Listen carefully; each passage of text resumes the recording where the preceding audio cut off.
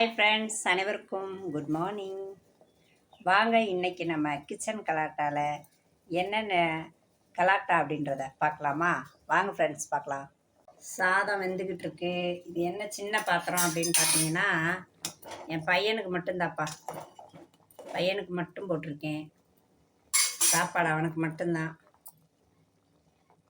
சாதம் வந்துக்கிட்டு இருக்கு சின்ன சட்டியில், எங்கள் மயனுக்கு மட்டும். இந்த 4 உருளைக்கிழங்க அவிச்சு வறுவல் பண்ணி என் பையனுக்கும் எனக்கும். இதுதான் சைடிஷ் இன்னைக்கு மத்தியான சாப்பாடுக்கு மக்களே.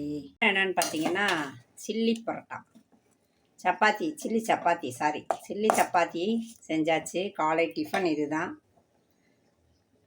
பாருங்கள் கஞ்சி எவ்வளோ கிடக்குன்னு மட்டும் பாருங்கள்.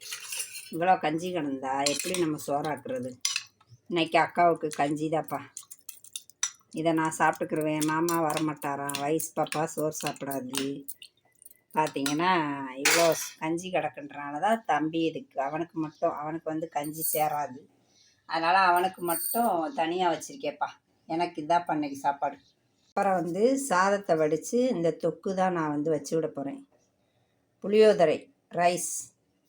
இந்த தொக்கை வச்சு சாப்பாடை கிண்டி விட போகிறேன். மயனுக்கு உருளைக்கிழங்க வறுத்து இதை வந்து கிண்டி விட போகிறேன் மக்களே. ரொம்ப சிம்பிளாக இன்றைக்கி சமையலை முடிக்க போகிறேன் அக்கா.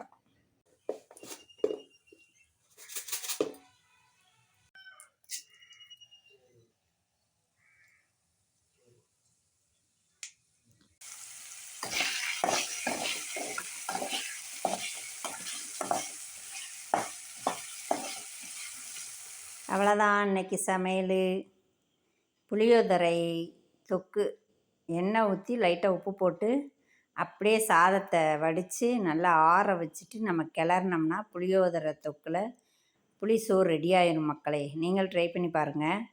அதுக்கு சைடிஸ் என்ன அப்படின்னு பார்த்தீங்கன்னா, உருளைக்கிழங்கு வறுவல் தான்.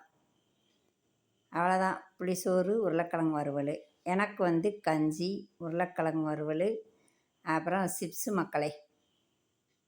அது நான் லைவ் போட்டுட்ருந்தனால அப்போ வீடியோ எடுக்க முடியல. அதனால் இன்றைக்கி அக்கா கஞ்சி நல்லா சூப்பராக இருந்துச்சு. நல்லா அருமையான சாப்பாடு இன்றைக்கி மத்தியானம்.